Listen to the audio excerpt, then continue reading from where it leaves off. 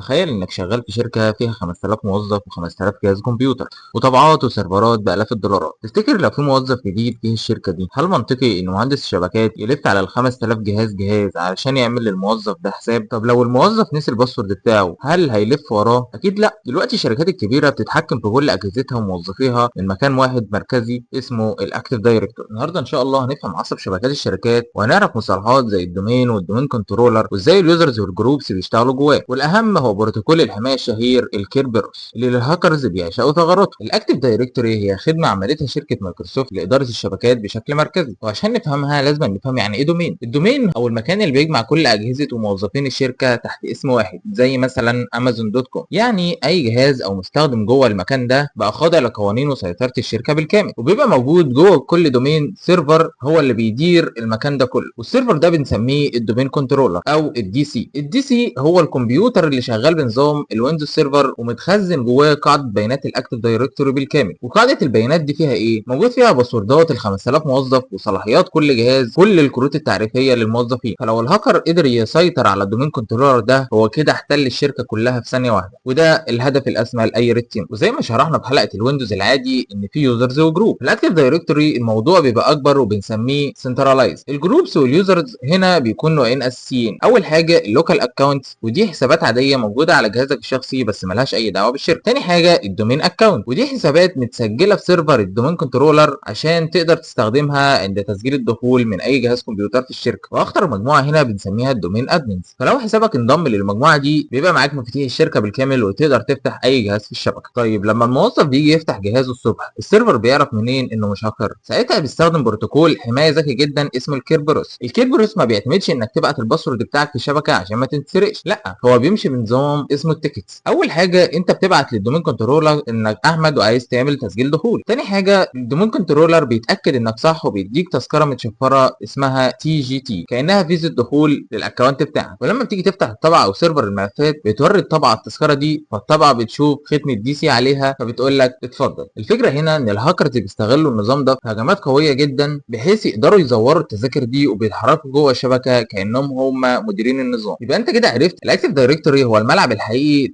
لمحترفين الامن السيبراني، وفهمك للدومين والدومين كنترولر هو اللي بيخليك جاهز انك تبدا تتعلم ازاي بنعمل فحص واختراق للبيئات دي في بيئات معزوله. لو الحلقه دي فتحت عينك على عالم شبكات الشركات وبسطت لك الاكتيف دايركتوري، ما تنساش تعمل فولو لايك عشان تكمل معانا سلسله الريد تيم. ما تنساش تنضم لمجتمع الدرع الرقمي على الواتساب، هسيب لكم لينك الكوميونتي في الكومنتات.